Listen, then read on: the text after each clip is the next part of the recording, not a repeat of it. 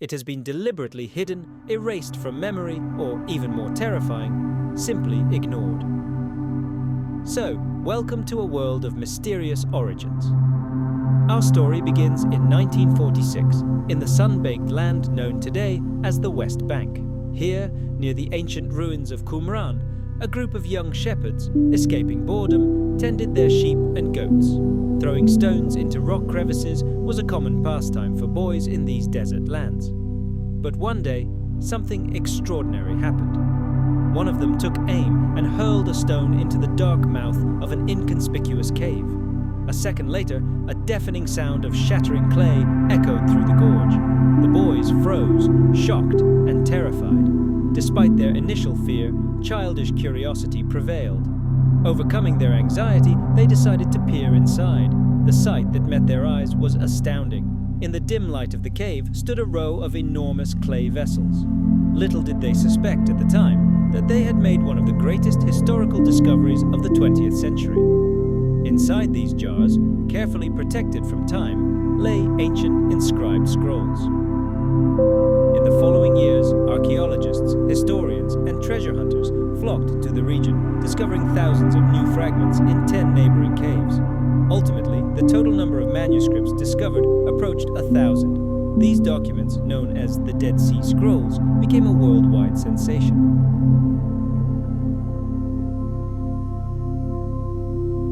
And most astonishingly, among these ancient texts were some that could radically change our understanding of the past. The manuscripts contained extensive sections of mysterious, so-called non-canonical religious texts, books that official history considered irretrievably lost. And the crown jewel of this collection was one document known as the Book of Enoch. This work is a collection of 5 parts: the Book of Watchers, the Book of Parables, the Astronomical Book, the Book of Dreams, and the Epistle of Enoch.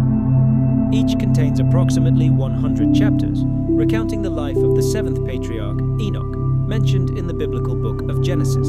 He was the father of Methuselah and, therefore, the grandfather of Noah, the same man who built the ark. However, unlike the familiar story of Noah, the Book of Enoch paints a completely different, far darker picture of the events leading up to the Great Flood. It details the so-called Watchers, powerful beings whom later texts would call fallen angels. They were sent to Earth with the sole purpose of observing young humanity. One of the oldest legends even names Enoch as the founder of their civilization. These beings possessed incredible knowledge of astronomy and created their own solar calendar. Their numbers were enormous, several hundred, the so-called Sons of God. The book says they descended to Earth at the summit of Mount Hermon, which was considered sacred at the time.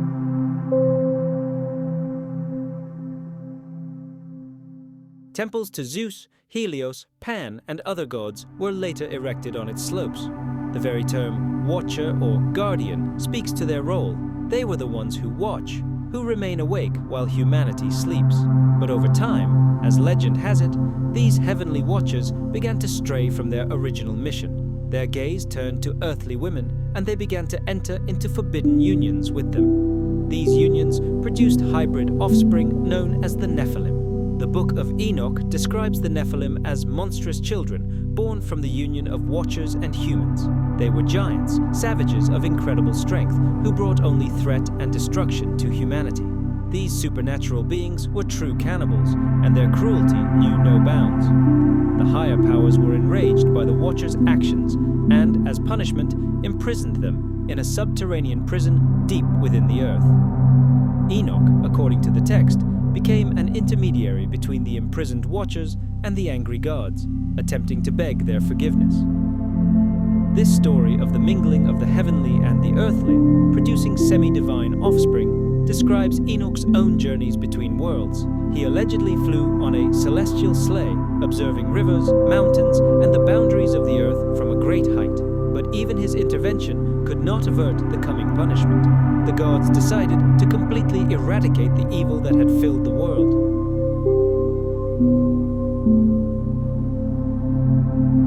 Legend has it that the giant Finn McCool built this road from 40,000 basalt columns to cross the sea to Scotland and battle another giant.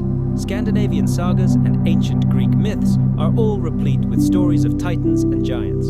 If we assume that giants once truly walked our earth, as the records of many cultures attest, then the Book of Enoch ceases to be a metaphor. It transforms from a fantastic myth into a document that could describe real events, and then the very concept of semi-divine heroes becomes much more plausible. The roots of this idea go back to ancient myths about the union of gods and mortals. The ancient Greek poet Pindar described the heroes of the past as a special race, standing between gods and humans. Some sources even mention monstrous experiments to create monsters by crossbreeding different animal species. Later legends of Atlantis claim that its scientists bred human-animal hybrids, creating an entire race of slaves. We find echoes of such events in mythologies around the world, from Babylon in the Middle East to the biblical story of Noah's Ark. Many researchers believe that the Book of Enoch itself has its roots in even more ancient Babylonian and Sumerian myths. Approximately 10,000 years ago, a catastrophic event likely occurred on our planet, which had a colossal impact on all early civilizations.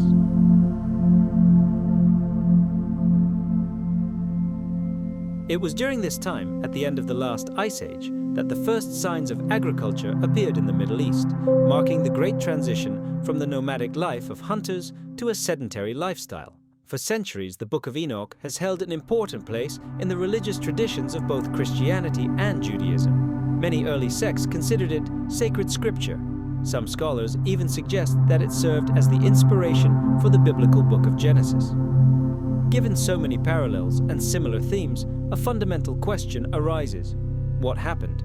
Why was the Book of Enoch not included in the modern Bible? And why does this question seem so unimportant today? To find the answer, we must return to the first centuries after the death of Christ. At that time, the unified canon of the 39 books of the Old Testament and the 27 books of the New Testament that we know today did not yet exist.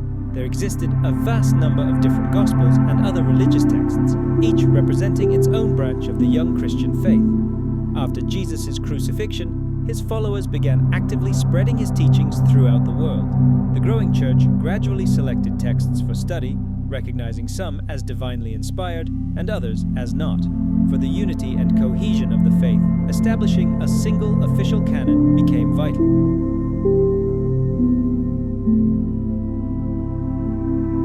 A logical question arises. How could such a significant and revered work be rejected? Did those who made this fateful decision not see its colossal value? To find the answer, we must delve into the archives of forbidden history and look at other Gospels that suffered the same fate: censorship and oblivion. Let's fast forward to 188 AD to the scorching sands of Egypt. It was here that a fragment of an ancient manuscript known as the Gospel of Peter was discovered. This text paints a truly cinematic image. The resurrected Jesus emerges from the tomb, accompanied not by ordinary people, but by two colossal angels. A cross hovering in the air follows them. And at that moment, a thunderous voice booms from the heavens, "Have you preached to those who sleep?" And from the cross comes the answer, "Yes."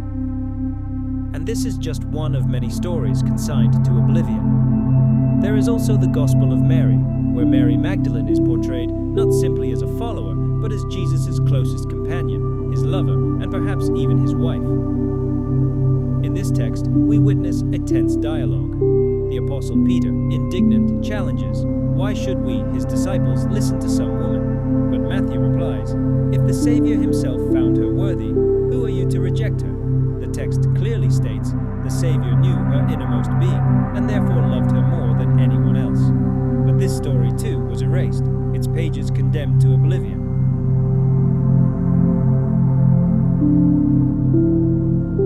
However, despite all attempts to erase it, the Book of Enoch has never disappeared without a trace.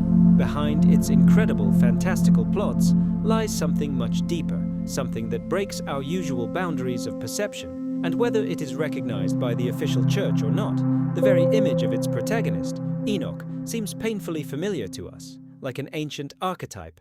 The ancient Greeks, for example, saw in him their god of wisdom, Hermes. For them, they were one and the same. So, who is this mysterious Enoch?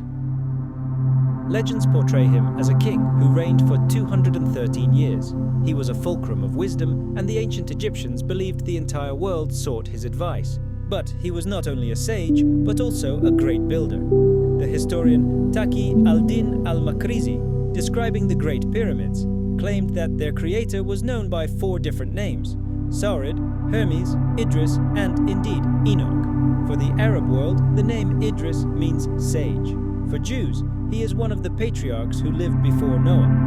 In Christian theology, Enoch is a key figure, the 7th of the 10 patriarchs, whose lives occurred before the flood.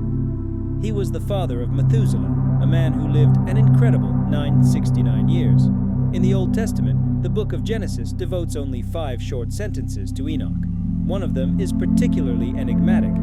And Enoch walked with God, and he was not, for God took him. No explanation. Simply a sudden disappearance.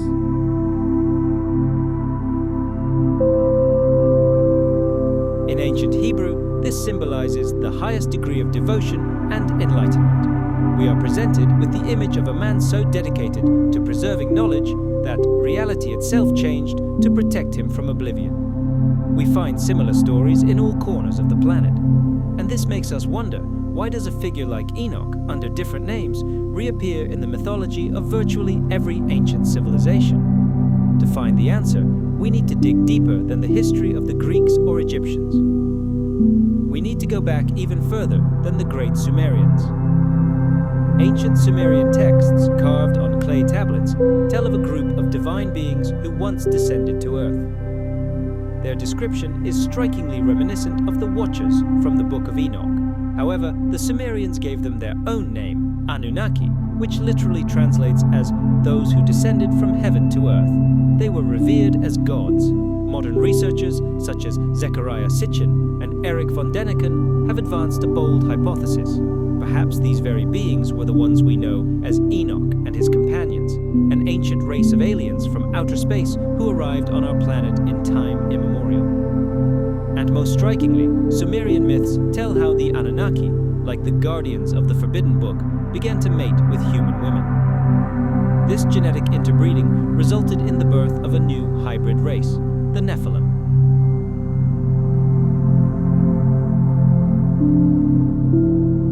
And just as in the Book of Enoch, the gods, enraged by the state of affairs on Earth, unleashed the Great Flood. We see the same story, told in slightly different words, but the essence remains the same. Perhaps the Book of Enoch and all the legends associated with it are simply a later retelling of the ancient Sumerian epic about the Anunnaki. Or perhaps this story simply changed its form, adapting to new cultures, until it reached us.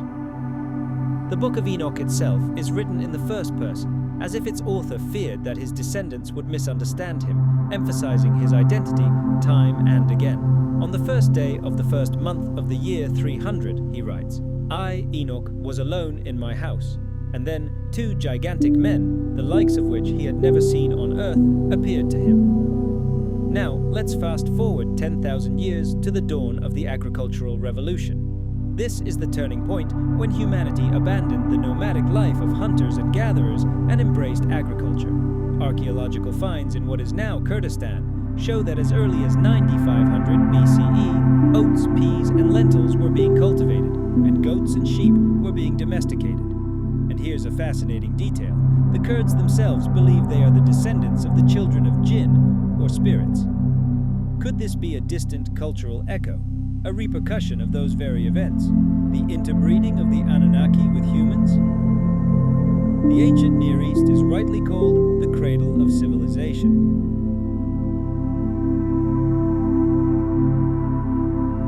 It was here in Mesopotamia that the first city-states arose. The Sumerians and Akkadians, the first peoples of this region, invented writing, studied the stars, and built entire libraries. They were followed by the Babylonians and Assyrians, who enriched their mythology, and a common thread runs through all their legends. The gods descended to earth to teach humanity the arts and sciences. In one passage from the Book of Enoch, we find a striking description of the nature of lightning. and the mysteries of thunder. Some researchers see in these lines the ancient author's attempt to explain the fundamental principles of energy and electricity in accessible language. And here, it's impossible not to recall the words of Nikola Tesla, who said, "If you want to understand the secrets of the universe, think in terms of energy, frequency, and vibration." This may sound unusual, but perhaps herein lies the key to understanding the world. It's astonishing how such grandiose myths of the Watchers, the Anunnaki, and the Nephilim ended up on the periphery of history, with the Sumerian civilization often simply ignored or deliberately erased from the overall historical context. The Book of Enoch, like the Gospel of Mary, was subjected to severe censorship and was not included in the biblical canon. This is hardly surprising, as these narratives completely upend our understanding of human history, offering a new, or rather, long-forgotten, perspective on our true nature.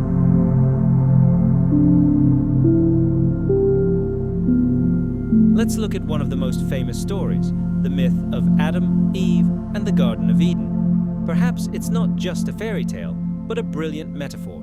God creates Adam to tend the garden, just as the Watchers in the Book of Enoch were supposed to perform their duties on earth. Eve emerges from Adam's rib, a symbol of rebellion and a thirst for knowledge beyond the pale. In the garden, they were allowed to eat everything except the fruit of the tree of knowledge. And, of course, they ate the forbidden fruit. This fruit symbolizes the very advanced knowledge and technology that the Watchers brought to people who were perhaps unprepared for such a gift. The moment they tasted the fruit, according to legend, their eyes opened. The first thing they realized was their nakedness, their physical bodies. They hastened to cover themselves, instinctively sensing the awakening of the powerful serpent force, or kundalini, which, according to many teachings, can be developed through certain practices. Moreover, by partaking of the tree of life, they initiated the eternal cycle of existence: life, death, rebirth, and reincarnation of souls in the material world. As we study the story of Adam and Eve, we begin to see striking parallels with modern scientific theories and ancient myths. Perhaps the Book of Enoch and other apocrypha shed light on the true origins of humanity.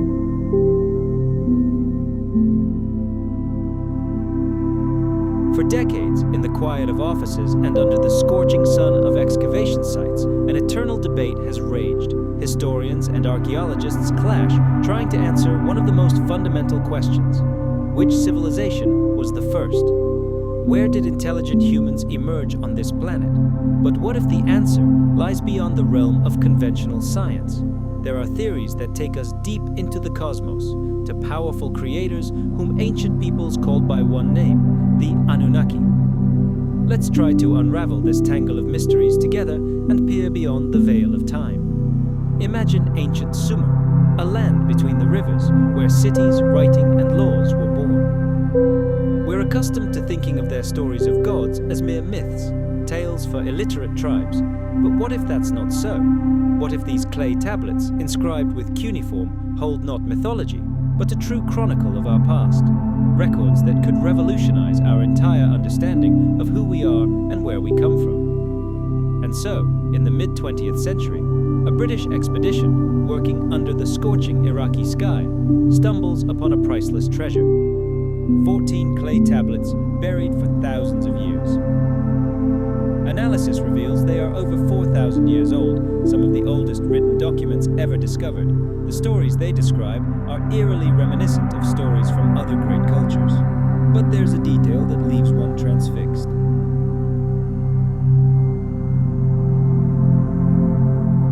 They speak of a certain father of all beginnings, a supreme ruler. In these texts we find a narrative of the very beginning of time, of Adam, Eve, and the Garden of Eden. It was this place, according to the tablets, that became the cradle of all humanity. The first two tablets shed light on the nature and origins of these progenitors, while the third reveals a picture of the birth of civilization. Myths about the sixth day of creation, familiar to us from other sources, take on terrifying detail here. They tell how the human species was subjected to deliberate genetic manipulation.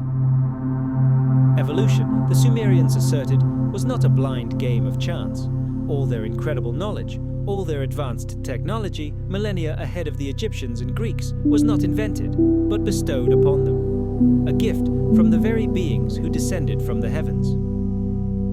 The gods worshipped in Mesopotamia were these creators who became the central figures of their religion. The very name of these gods, Anunnaki, derives from the name of the supreme deity who stood above the entire pantheon. These were celestial beings.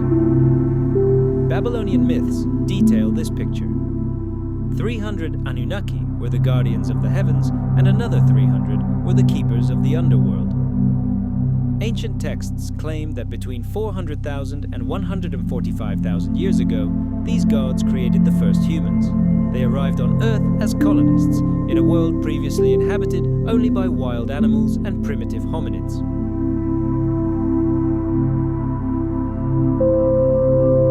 The ancient translation of the word Anunnaki itself is those who came from heaven to earth. According to these texts, their homeworld is the distant, mysterious planet Nibiru, a vast wanderer whose eccentric orbit brings it to the very heart of our solar system every 1,600 years, only to disappear again into the icy darkness of space.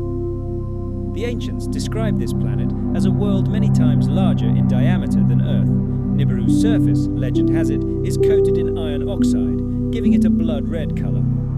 It is a gas giant composed of plasma that was once a thriving world like our own. But something went wrong. The actions of its inhabitants led to catastrophe, turning the verdant paradise into a fiery wasteland. The very name Nibiru translates as crossing point, a kind of cosmic gateway.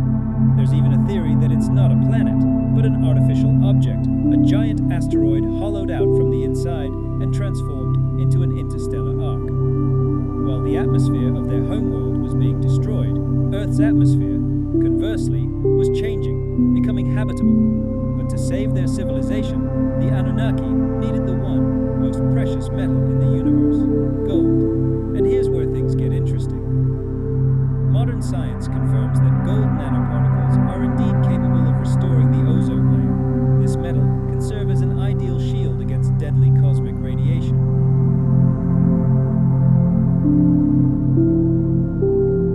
But Lipinski insists.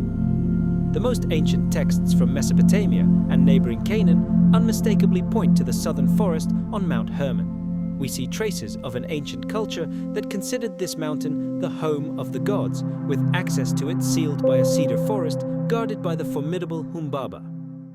This mountain is located in what is now Lebanon, in the mountain range known as Anti-Lebanon. The Epic of Gilgamesh explicitly states that the Anunnaki dwelt here, turning Mount Hermon into a veritable earthly Olympus.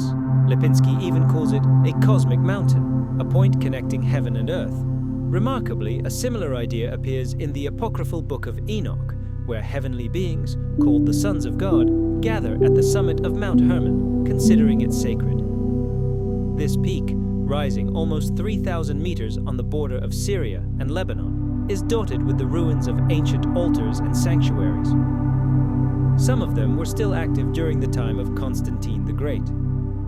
According to legend, the Anunnaki may have inhabited this place for millennia, managing their main base, the gold mining station of Eridu, the first colony in the Persian Gulf, founded under the leadership of the god Enki. But they weren't alone. Another race, known as the Igigi, arrived on Earth with them. They served as slaves, performing the most difficult labor, mining gold for their overlords, the Anunnaki.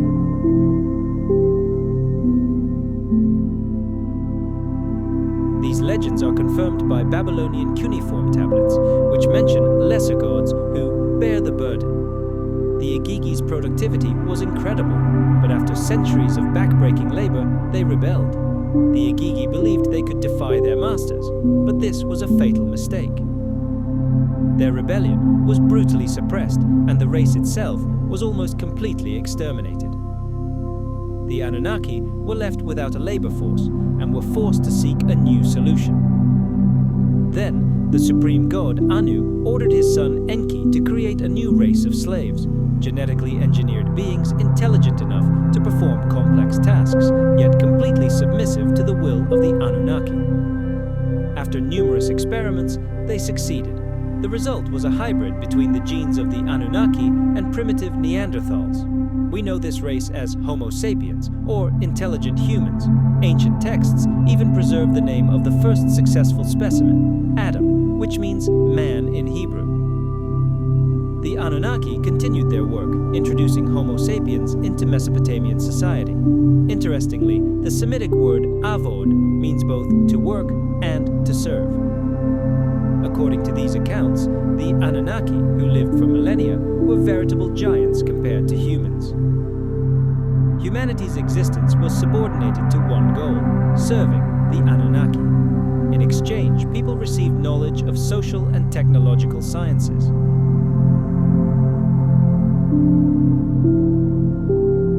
Our planet's magnetic field weakened catastrophically, and the polar ice caps began to melt rapidly. We know this event as the Great Flood. A few days before the cataclysm, the Earth shook as if in agony. And in the heavens, Nibiru shone like a second brightest star. The Anunnaki rulers likely knew of the cyclical nature of these events and of what was to come. The Earth was doomed. At least, so decided one of the creators who left the planet, seeing this as a unique opportunity to cleanse the world of those he deemed unworthy. However, not all of these powerful beings, the Anunnaki, agreed with this verdict. Many chose to remain alongside humanity. From their celestial ships, hovering high above the raging elements, they watched helplessly as the catastrophe unfolded. Imagine this apocalyptic scene. The gigantic ice caps of the South Pole, accumulated over millennia, begin to crack and crash into the ocean with a roar. This generates monstrously high waves, tsunamis, which rush north with inexorable fury, sweeping away everything in their path, including the precious gold mines in the heart of Africa. The wall of water rushed until it engulfed the mythical city of the gods, which, according to legend, lay at the bottom of the Persian Gulf and was one of the first citadels of the Anunnaki. But among the gods, there was one whose heart sank with horror for the fate of humanity. Enki, one of the creators, could not accept the destruction of his creation.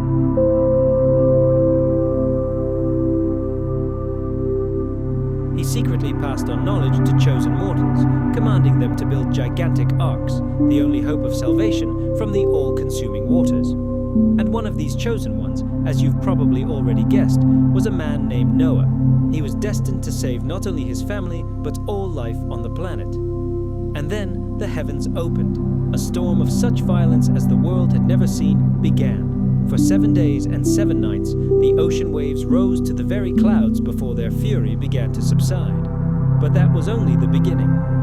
For another 40 days, rain poured without interruption, turning all land into a single boundless ocean. The memory of this great catastrophe, the Great Flood, was so profound that we find echoes of it in the myths and legends of virtually every civilization on Earth. Ancient clay tablets, which have survived through millennia, contain astonishing images. They depict plans for the celestial ships of the Anunnaki. When they passed away, these enigmatic beings left behind a legacy encoded in stone. Their grandiose structures weren't scattered haphazardly across the planet. They were built with the strictest astronomical precision, reflecting a map of the starry sky. We find their traces everywhere, from Mesopotamia to the valleys of India and the highlands of South America. But perhaps their greatest parting gift to humanity was an entire civilization, the Sumerian civilization.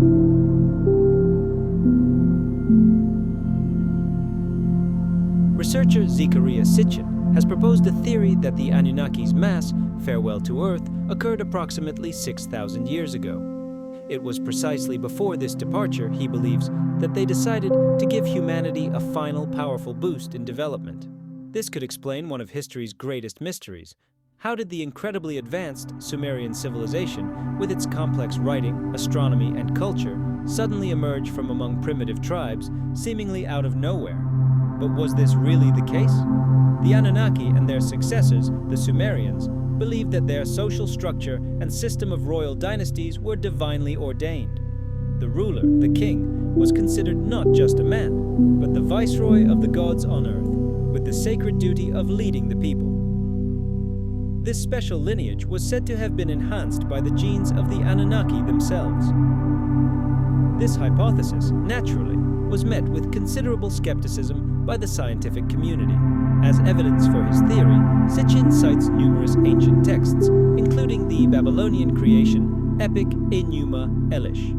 This epic recounts the birth of our solar system. According to the text, Earth in its present form did not yet exist when the wandering planet Nibiru, drawn by the sun's gravity, invaded the system. As a result of the cosmic drama, Nibiru collided with the ancient planet Tiamat, which once orbited between Mars and Jupiter.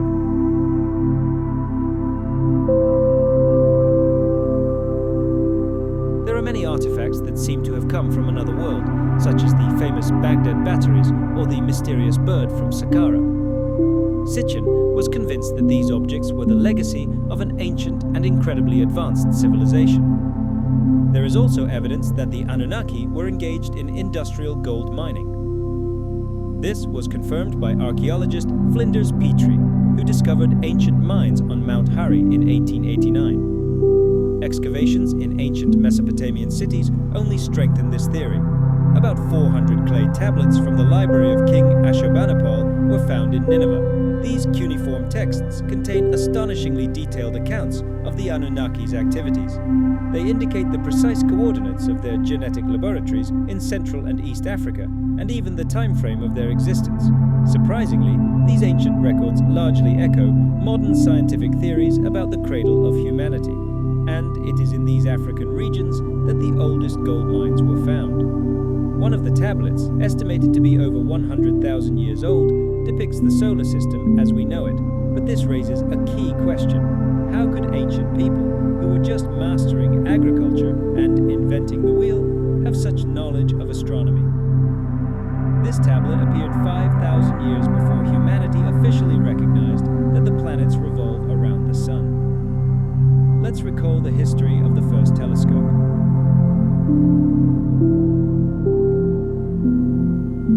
Officially, in 1608, a Dutch spectacle maker filed a patent for a device for magnifying distant objects. It may not have been the first such device, but the patent secured the Dutchman's claim to the title.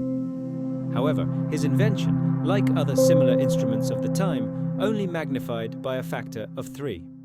Only the famous Italian Galileo Galilei was able to create a more powerful telescope and was the first to point it at the stars. He heard about the Dutch invention in 1609 and, without even seeing it, constructed his own, much more advanced version. But how could the Sumerians have known what Europeans discovered only thousands of years later, without sophisticated instruments? It seems they possessed precise knowledge of the structure of the solar system. The Anunnaki passed this knowledge onto the Sumerians and established a caste of monarchs who ruled in their name. It is worth emphasizing that these royal dynasties, according to legend, were created artificially through genetic intervention. The Anunnaki are mysterious beings who, some believe, have secretly ruled humanity for millennia through select bloodlines. There is even a theory that when their home planet, Nibiru, approaches Earth again, they will return to claim their dominion. This hypothesis could shed light on many of the mysteries surrounding the sudden birth and rise of the Sumerian civilization.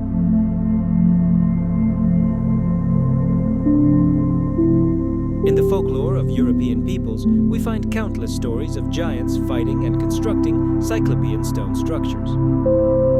Legends of giants have permeated the cultures of various peoples throughout history.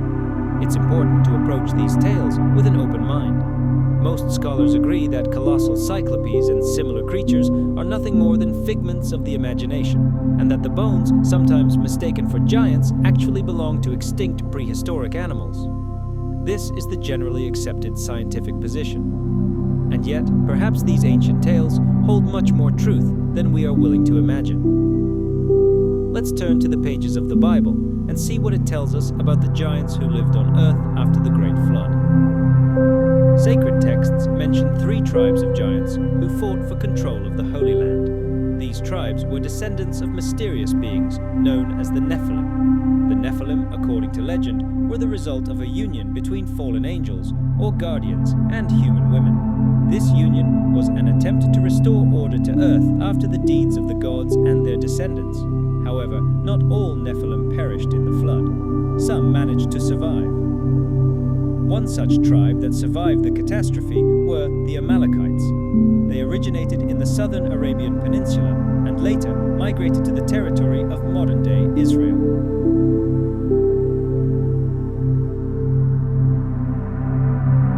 Given their colossal influence on ancient history, it can be assumed that pure Nephilim blood flowed in the veins of the Amalekites. It becomes clear that this people was not only an ancient tribe, but also had a direct genetic link to the Nephilim, who, in turn, were the ancestors of the Anakim, or sons of Anak. In ancient times, these lands were inhabited by people as numerous and tall as the Anakim, who were also considered a tribe of giants. The Moabites called them Emim, and their lands the land of giants. The Ammonites knew them as Zamzumim, and the Assyrians as Haim. They were also called Anakites, and in the Bible, this people of giants, who lived in Palestine during the time of Abraham, are known as Rephaim. The prophet Isaiah claimed that God himself destroyed them, wiping all memory of them from the face of the earth. And yet, names such as the Wheel of the Spirits, Megalithic Complex, or the Valley of Rephaim in Israel serve as silent witnesses to their former existence. In the 1930s, a sensational discovery was made on Mount Carmel in Israel, an entire collection of gigantic human bones. However, these remains soon mysteriously disappeared, and public attention shifted to new discoveries of Neanderthal bones. Perhaps the authorities simply did not want to acknowledge that the skeletons discovered could have belonged to the biblical Nephilim or their descendants. After all, the Bible lists 22 giants by name, including Arba, Og, Goliath, and many others.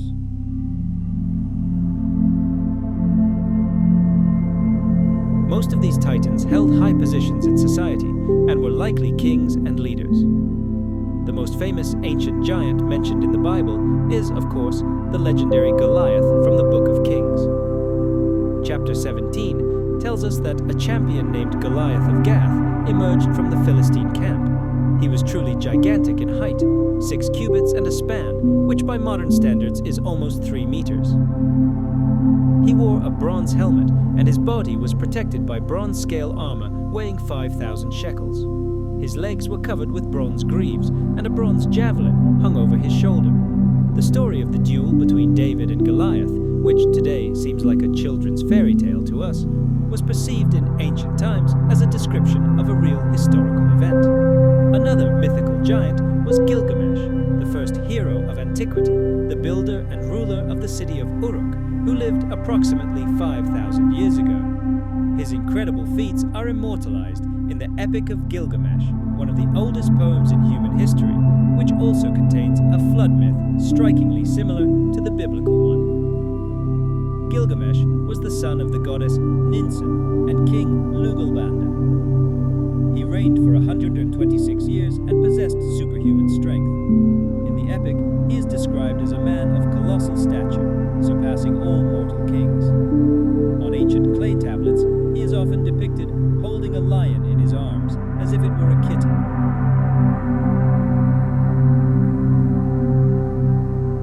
If the lion's size is compared to a human figure, then the height of Gilgamesh, imprinted in stone, would have been approximately 5 meters. Many mysterious testimonies can also be found in ancient Egypt. Let's travel back to the ancient world, where myth and reality were so intertwined that separating them today is virtually impossible. Take a look at the ancient monuments and legends of giants. We find their images in the form of mysterious hieroglyphs carved on the walls of ancient Egyptian temples. On these stone canvases, we see pharaohs towering over mere mortals, their figures many times larger than ordinary people. What is this? Simply an artistic device to emphasize the ruler's divine status, or an echo of real events? Evidence that giants truly walked the earth in those distant times. In 1871, Professor Timerman, while exploring the ruins of an ancient temple of Isis located on the banks of the majestic Nile, just 16 miles from Jafar, made a startling discovery. he stumbled upon a series of tombs containing the remains of a prehistoric race of true giants. Imagine the researchers' shock when measurements revealed incredible figures. The smallest skeleton, discovered, measured 2 meters 33 centimeters in length, while the largest reached a whopping 3 meters 40 centimeters. This is a height that is difficult for modern humans to even imagine. In modern times, in 2001, an archaeological expedition from Howard University conducted excavations at Giza.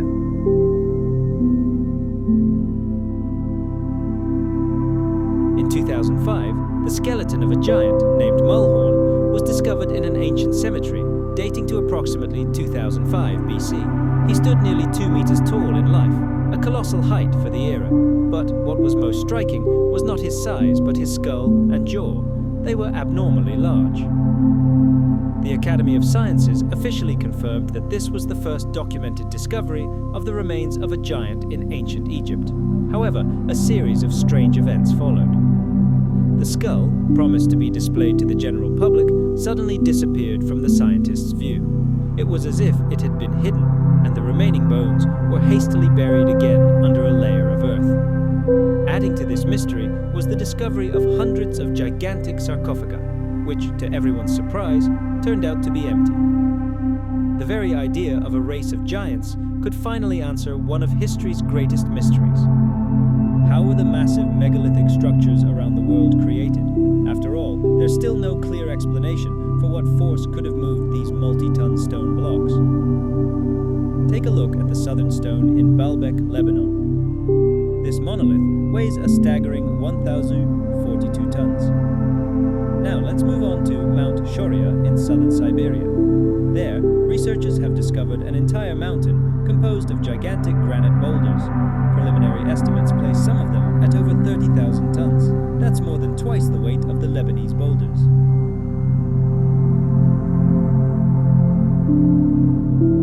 The question of how they were not only moved, but perfectly aligned, remains unanswered.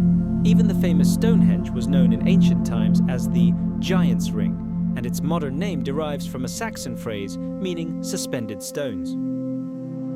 In Syria, at the ancient temple of Ain Dara, another astonishing discovery awaits us. Imprints of gigantic footprints, each nearly a meter long, can be seen right on the stone floor.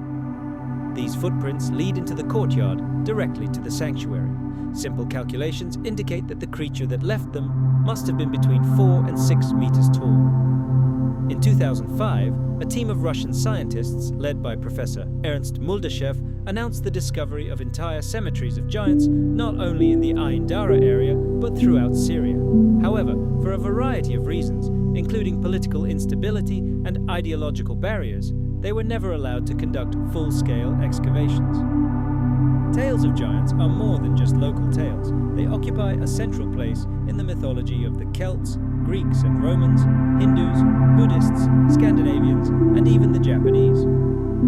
Irish mythology, for example, features the captivating myth of the seafaring giants known as the Fomorians and their mighty leader, Balor. Legend has it that they arrived on the shores of Ireland after surviving the Great Flood.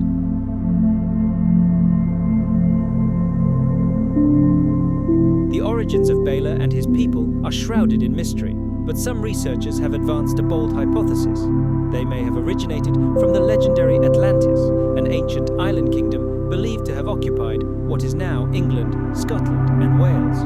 It is in these regions that we find countless megalithic monuments said to have been built by Atlantean survivors. Ancient Britain was even named Albion, after one of the giant kings of Atlantis. There's a theory that Atlantis was once part of Ireland. Scientists speculate that in prehistoric times this Irish version of Atlantis was swallowed by the ocean after a giant comet impact, causing catastrophic changes in the Earth's crust. Perhaps it was the surviving giants of Atlantis who contributed to the creation of the incredible stone structures we find both in Europe and beyond. When Europeans began exploring the American coast, they encountered not myths, but living reality. Spanish explorers repeatedly reported encounters with living giants. 3 Spanish ship captains, the famous Sir Francis Drake and Captain John Smith, all encountered creatures that significantly exceeded the local Native Americans in stature. Here's how Captain John Smith described them. known as the Susquehannocks. About 60 of this tribe came to us with gifts, skins, bows, arrows, and smoking pipes.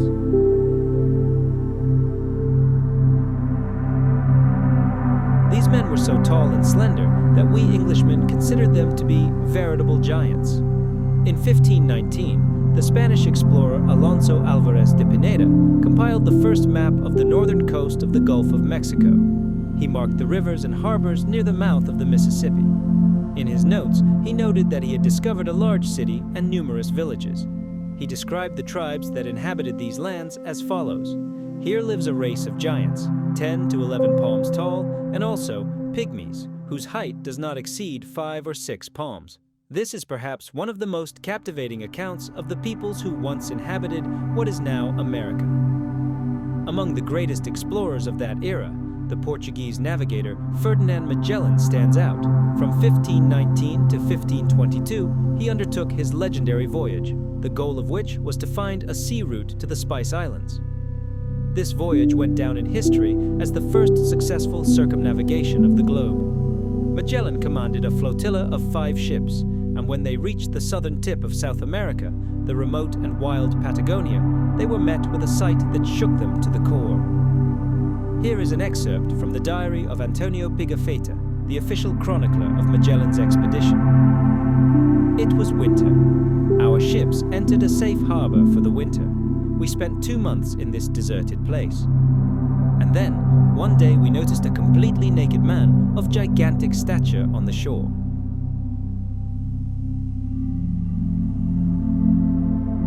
He was dancing, jumping, and sprinkling sand on his head. Our captain sent one of the sailors to him with orders to sing and dance in response, to show our friendly intentions. The giant happily accepted the invitation, and the sailor began to dance along with him. They brought the giant to a small island where the captain was already waiting. When the giant appeared before us, he was amazed and frightened. He raised one finger to the sky, apparently believing that we had come from the heavens.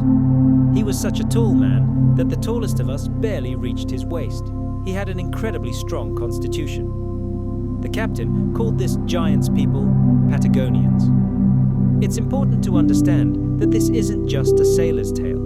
It's taken from the journal of the expedition's official chronicler. This man was specifically appointed to keep a meticulous record of the voyage. He was responsible for every entry, every word, and answered not only to the captain, but also to the king and the entire country. Can we doubt the veracity of his descriptions of the encounter with the giants? Several years later, in 1539, another explorer, Hernando de Soto, wrote a report. He recounted his encounters with numerous giants during his travels through the southeastern United States. De Soto and his band of hundreds of men frequently encountered indigenous tribes led by giant chieftains. One such tribe in western Alabama was led by Chief Tuscaloosa.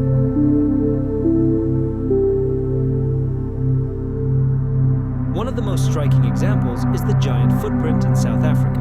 It is considered the most impressive stone footprint ever found on the planet. It was discovered in 1931 by a simple farmer named Stoffel Koji while hunting. This footprint measures almost 1.5 meters long, leaving us with the silent question, who or what could have made such a footprint so long ago? Imagine standing on the edge of a gigantic footprint carved into stone. It's nearly 1.5 meters long. It's a print that no creature known to science could have made. Calculations indicate that the creature that made it must have towered 8 or even 9 meters above the ground. Local legends, passed down orally, call this footprint the imprint of a deity, or even Goliath himself, and tales of ancient giants who once roamed these lands stir the imagination and spark heated debate.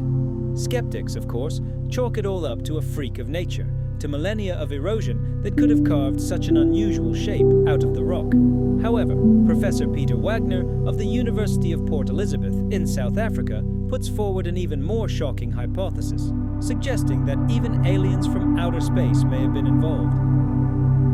When we put all this evidence and findings together, the idea that giants truly inhabited the Earth in the distant past no longer seems so far-fetched. Fast forward to the 19th and early 20th centuries.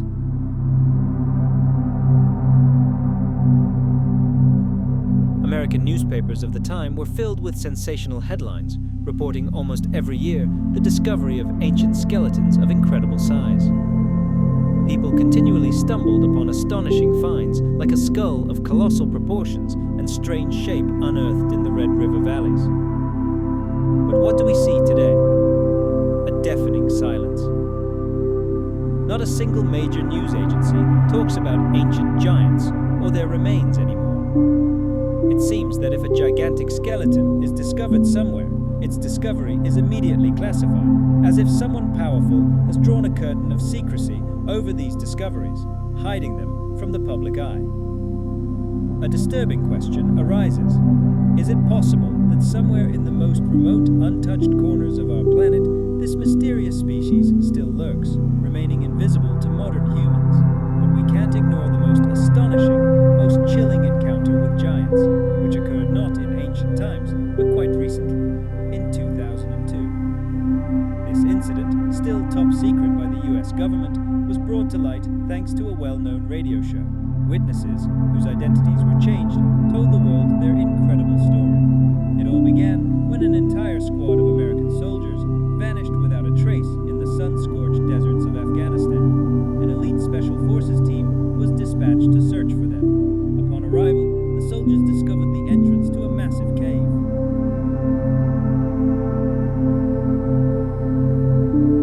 Others insist that all tales of giants are nothing more than ancient myths. But whatever your belief, one thing cannot be denied.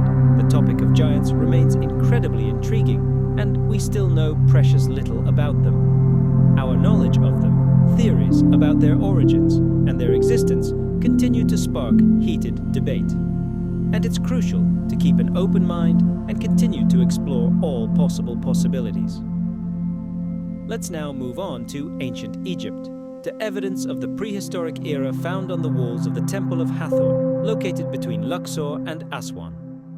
This majestic temple, according to scholars, was built between 237 and 257 BC. Researchers are convinced that the hieroglyphs covering its walls represent only a tiny fraction of the surviving knowledge about the origins of the cosmos. Professor Raymond of the University of Manchester argues that these ancient texts contain encrypted messages and hidden hints. They speak of certain mythical events associated with the founding stone. The construction and purpose of this temple itself date back to the same mythical time. The ancient Egyptians perceived it as a creation of the gods, a direct continuation of the legendary temple that had existed since the dawn of time.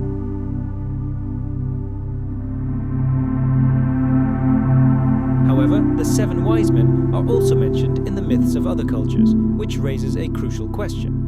Did they really exist, or were they merely a figment of the ancients' fertile imagination? Scholarly literature considers the theory that the 7 wise men emerged after some global catastrophe as messengers of knowledge. And this is a true paradox. Extensive myths about them exist throughout the world. The most famous of these stories is the tale of the Great Flood. It tells how one of the gods decided to wipe out an entire civilization for its sins.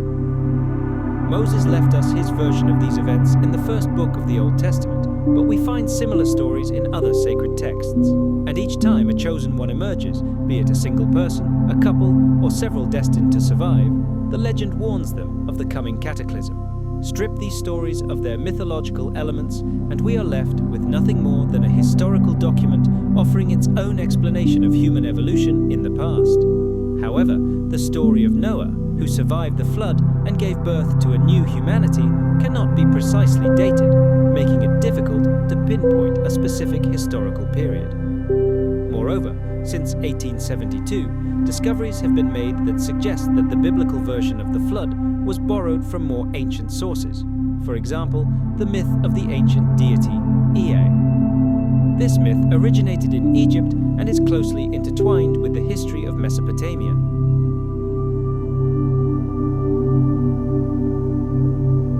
Its action takes place in the incredibly distant year 17,749. British archaeologist Sir Austin Layard and his assistant discovered several brick mounds in the Kuyunjik area, prompting them to begin full-scale excavations.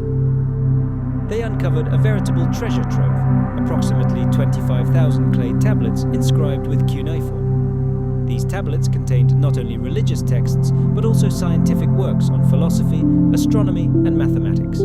They also mentioned the ancestral rulers who ruled the country before and after the Great Flood. But the most significant discovery among these tablets was the Epic of Gilgamesh, the greatest literary work of Mesopotamia. The epic tells the story of a Sumerian hero who was 2/3 divine and 1/3 human. He sought immortality like the gods. German Assyriology professor Theodor Quasman of the University of Cologne was able to discover the very first line of this great work. A red clay tablet depicting Gilgamesh, known as the man who knew the source, founded the earth, and possessed wisdom in all things, was discovered in the basement of the British Museum in London. The Epic of Gilgamesh, engraved as a poem on 12 clay tablets, has survived to this day only by a stroke of luck. The conquerors of Mesopotamia simply didn't consider cuneiform to be a fully fledged written language. These tablets, of which there are approximately 200 copies, are strikingly similar to the Bible, despite having been created several millennia before it.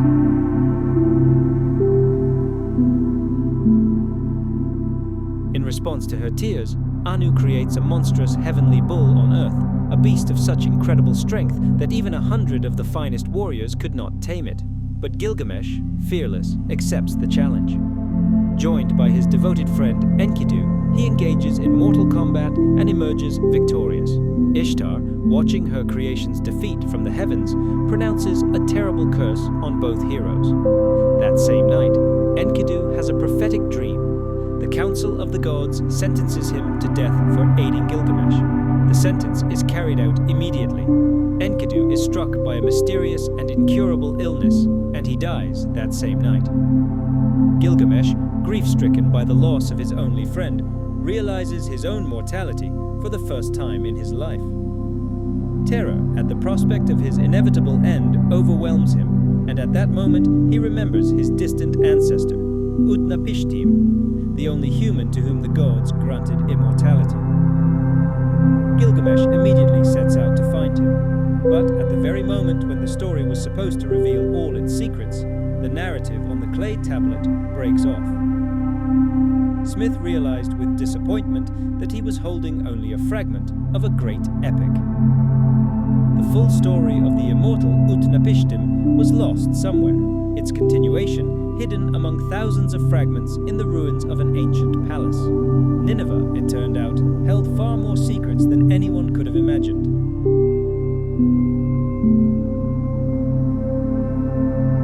Smith was astonished to realize that he had stopped just one step short of the moment when Utnapishtim should have told Gilgamesh about the events leading up to the Great Flood. This unfinished story haunted him. Smith was distraught. He had to go to Nineveh to continue his search, but such an expedition required a huge amount of money. Finding funding for a simple museum employee was practically impossible. Besides, who would agree to invest in a search for some pottery shards that could prove that the Bible isn't the only source of ancient knowledge about the world? Yet, fortune smiled on him. A London philanthropist donated £1,000, about 40,000 euros today, to Smith's risky venture.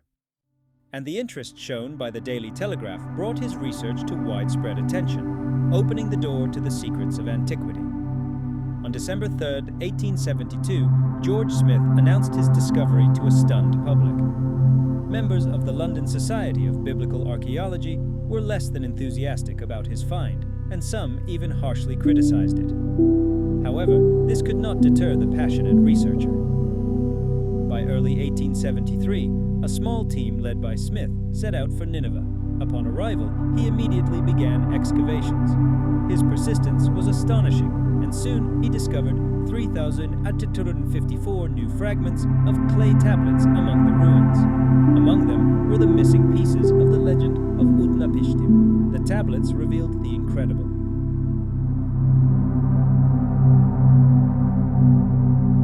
Long before the global catastrophe, the city of Shurupak stood on the banks of the Euphrates River. When the Council of Gods decided to wipe humanity from the face of the earth with a flood, one of the gods named Ea decided to save them. He secretly appeared to a righteous man named Utnapishtim and warned him of the impending threat. This man from Shurupak was to give up all his wealth, build a gigantic ship, and save his life on it, taking on board the seeds of all life on Earth. All the dimensions used in the construction of the Ark were calculated with divine precision. Smith's hypothesis was confirmed.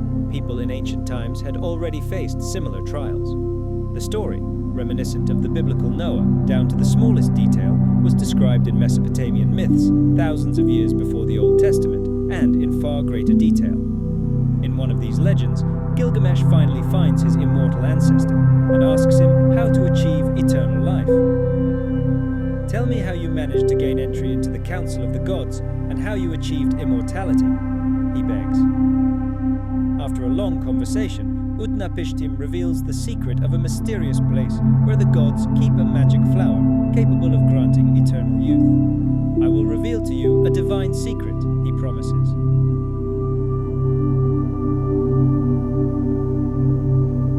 There exists a plant that can sting like a thorn, but to obtain it, you must journey with me to the Eastern Sea. And so, they begin their journey on a remarkable vessel, which, according to legend, resembled a submarine and could travel both on the surface and underwater. After a few days, they reach their destination. The travelers find the place described in the legend. Utnapishtim points out the plant's location on the seabed, and then Gilgamesh descends into the depths. Their submarine was used for this journey. This plant, says Utnapishtim, is a wondrous herb that restores youth to men. In 1876, after 3 years of intense work, George Smith returned to England to present his revolutionary theory to the world. He claimed that Noah from the Bible and Utnapishtim from the Sumerian epic were the same person, who survived the same natural disaster. Sadly, George Smith died at the age of just 36 and did not live to see his theory gain widespread acceptance. However, in August 1998, geological data obtained by Sir Charles Leonard Woolley and later by Dr. William Ryan confirmed Smith's hypothesis. After extensive research using modern technology, it was established that a sharp warming in the northern hemisphere triggered massive melting of glaciers. Sea levels rose, and the waters of the Mediterranean Sea breached the natural barrier between Europe and Asia Minor, forming the Bosphorus Strait. According to Dr.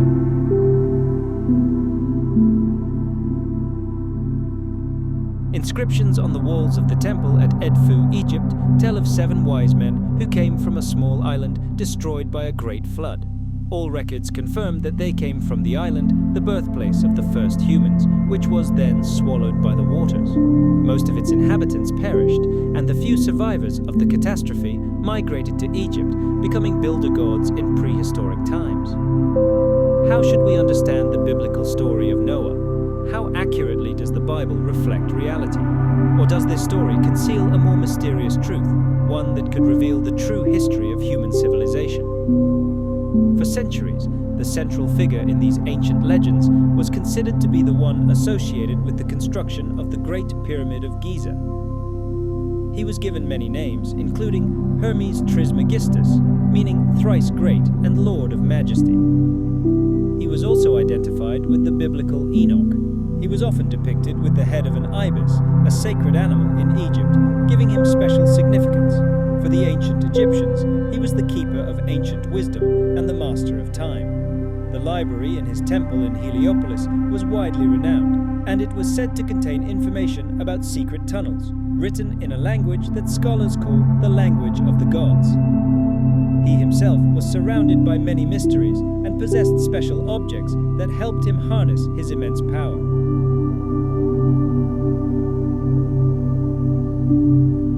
For example, he possessed a magic mirror that allowed him to see objects at great distances. He also had a mechanical bird that could listen and reproduce melodies, allowing him to receive news from afar. Ancient writings reveal that he himself arrived on his own ship. He was entrusted with administering justice when the number of gods and humans increased to such an extent that uniform rules became necessary. He was also renowned for his wisdom. He became the chronicler of wisdom, the one who taught people to inscribe words on stone and papyrus, who organized rituals and sacred offerings to the gods. It was he who bestowed upon humanity the greatest of gifts, the art of speech and writing. Servants who underwent his training became guardians of order in grand palaces and sacred temples, serving both gods and earthly rulers. His knowledge was truly boundless, encompassing all spheres of life. From the intricacies of craftsmanship, weaving and braiding, to the secrets of successful hunting and prosperous agriculture. Over the centuries, his image acquired new names and titles, but his essence, his legacy, remained unshakable. The very idea that Enoch could have been not a mythical figure, but a real person from the most ancient times, a being who descended to Earth to bestow upon primitive people treasures of knowledge, culture, and science, is astounding.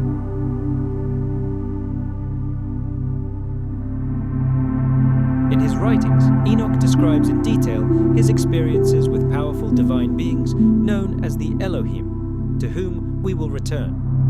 He also openly recounts his incredible journeys across the celestial ocean in their amazing flying ships. Anyone who reads his chronicles is free to draw their own conclusions. And here is one possible future scenario described in ancient texts. Imagine a grim prophecy. A day will come when the prayers of the Egyptians will beat against the deaf heavens. All their complex rituals, all their sacrifices will be in vain, because the gods, their eternal patrons, will leave the Nile Valley and return to their heavenly abode. The great country will be orphaned, left without its divine protectors. And then foreigners will come to the lands of Egypt, seizing power by force.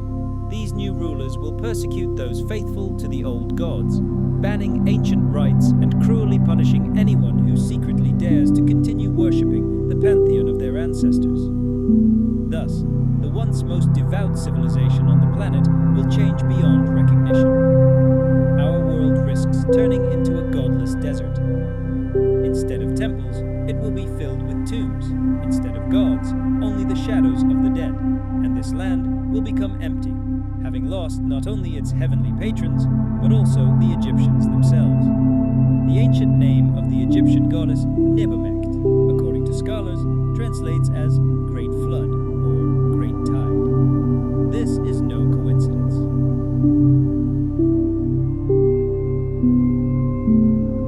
Numerous legends have survived, from myths from the Crisis Papyrus to the enigmatic inscriptions in the Temple of Edfu, which tell of great water cataclysms.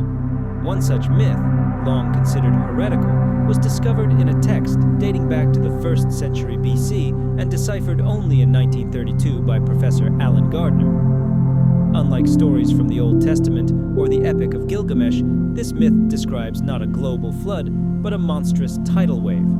This story introduces its own Egyptian Noah, Utnapishtim, chosen by the gods to save and regenerate humanity in the lands of Egypt, and so, to stem the wrath of the raging waters, a fertility goddess, reminiscent of the great god Osiris, enters the scene. She sends a bird messenger who immediately flies to the mighty Isis. Isis, heeding her pleas, decides to intervene and, joining forces with the weather god, ultimately calms the roaring ocean. The great legacy of Pharaoh Ramses II lives on in these ancient legends. The author of the work on the heavenly cows was directly connected to the biblical story of the flood, which he confirmed in his 1982 publication. Professor Eric Hornung has offered perhaps the clearest and most objective translation of this astonishing story. History transports us to the legendary Golden Age, a time when the gods still watched closely over their creations, humans. It was an era of absolute harmony, when divine and mortal beings lived side by side in peace and harmony.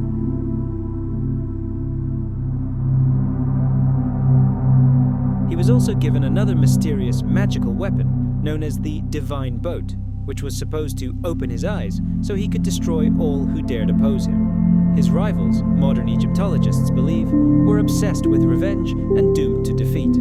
Legends also mention that the famous Eye of Ra was not just a part of his body, but an independent, intelligent entity. If we turn to Sumerian mythology, we find stories in which this I acted on command, sowing destruction among enemies or carrying out reconnaissance missions. Ancient myths reveal many astonishing details about what happened after the gods created humans.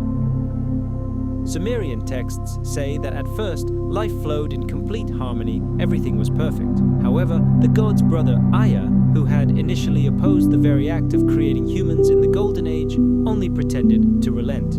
The final straw that broke the gods' patience was when some of them began to have intimate relations with the daughters of men. In the Egyptian pantheon, the gods Leo and Ra found themselves at a council where they openly expressed their extreme displeasure. They were irritated by the constant expansion of human dominions, while they themselves multiplied at a frantic rate, like wild bulls in the savannah. This population explosion truly angered the celestials.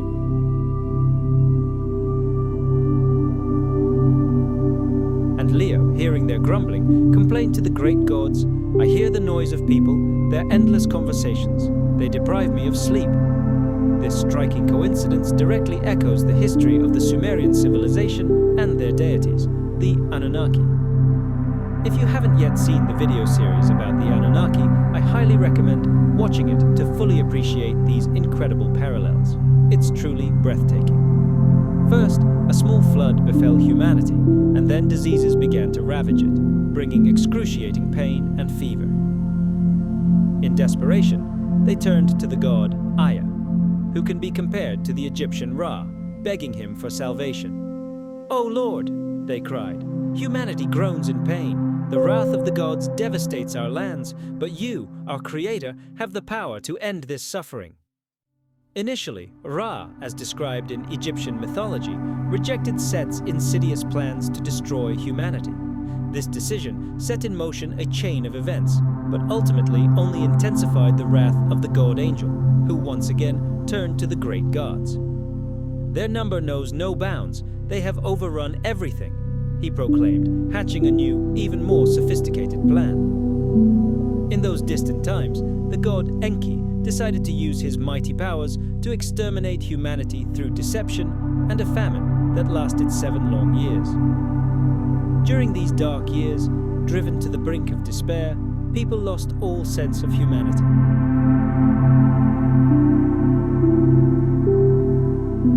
Hunger drove them mad, to the point that they turned their rage on their only friend, Tartaria, and even dared to raise their hand against him. Yet, witnessing this unbearable suffering, Ra soon realized that humanity was utterly powerless before the will of the gods. This realization brought him deep sorrow, and he could not hold back his tears. Ultimately, the god Ioa himself called upon people to end their blind obedience to the gods. Just imagine what it would have been like to be in their place during those terrible times. Mesopotamian cuneiform tablets even contain astronomical data about the timing of the Great Flood.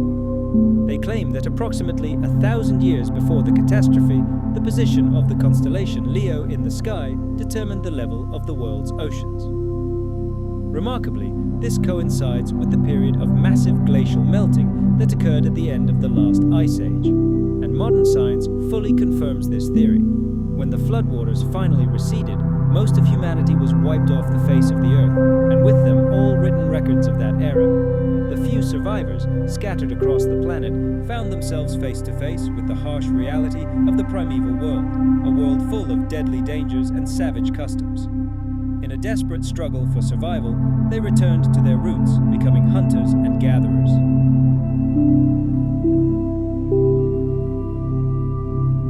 These figures appear precisely at the beginning of a dynasty that could be called the Dynasty of Thought. It was then that the Egyptian god chose 7 scholar priests and entrusted them with his secret divine knowledge, making them guardians of wisdom. From the 1st and 3rd chapters of the Egyptian Book of the Dead, we learn that the first of these 7 sages was named Osiris.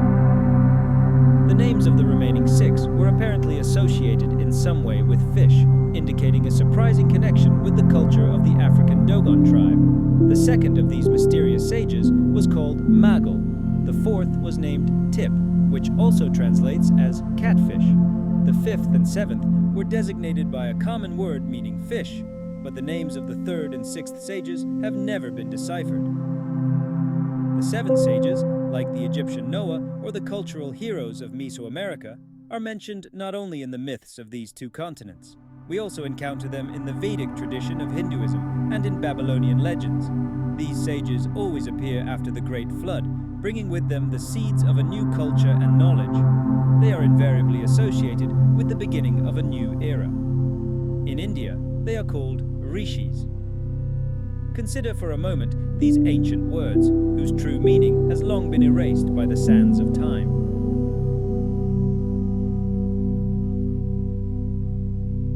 They tell of the supreme deity Ra, imprisoned in the cosmic egg of Rahu, floating serenely across the celestial ocean in his divine shell. But in the pantheon of Egyptian mysteries, there is another, no less intriguing term: Saham.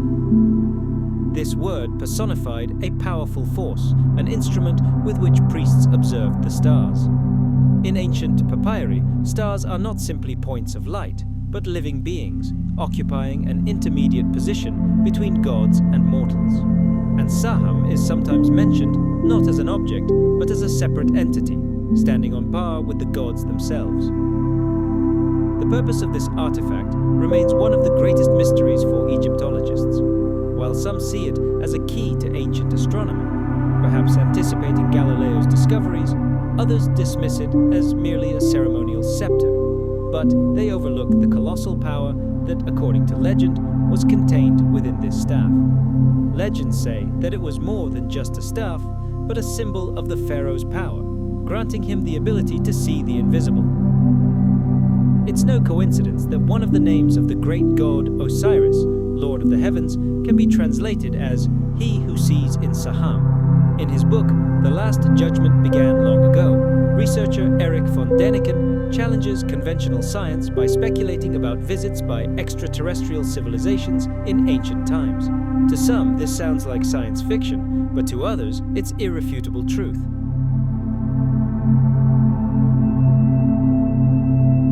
The key idea of their beliefs is the concept of cycles, the understanding that the Earth passes through epochs, each of which inevitably ends in a global catastrophe.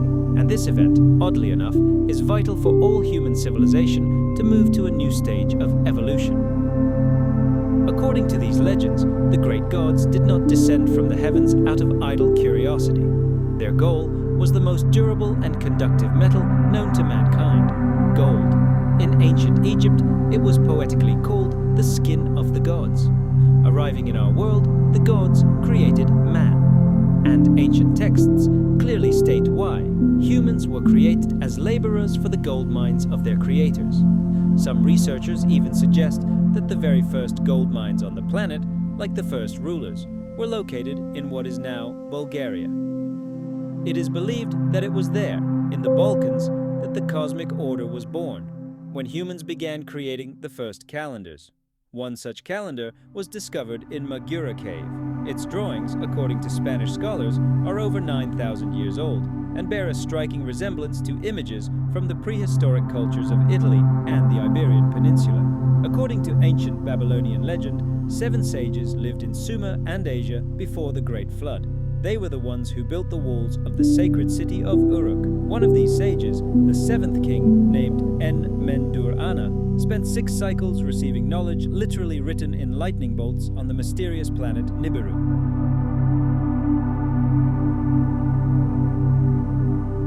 Before becoming the high priest, his name was Mandaru. We know about the planet Nibiru from Sumerian texts, which claim that the ancient civilization received all its knowledge and technology from the Anunnaki, beings who originated from there. Interestingly, in the Book of Enoch, this same king appears under the name Uriel. He reveals to the prophet Enoch the secrets of the sun and the laws of the moon's motion, and then hands him the heavenly tablets, instructing him to study them carefully and deeply. Throughout the ancient myths, these 7 sages appear as enlightened figures, a kind of guardian of knowledge. They survived a colossal catastrophe that wiped out almost all life on Earth, and it was they who laid the foundation for the rebirth of civilization. Moreover, inscriptions in the temple of Edfu in Egypt confirm this story. They recount that the first humans arrived from a small island but were forced to flee due to a great flood. Most perished in the raging waters, and only a few survivors were able to find refuge on Egyptian soil, calling on their gods for help. The builders of that distant, almost mythical era were truly unique, and their deeds still astound the imagination. All these complex, disparate traditions lead us to one undeniable conclusion: ancient people possessed far deeper and more fundamental knowledge than we can imagine. Whether we call them sages, gods, or mentors, the fact remains, and it still sparks heated debate.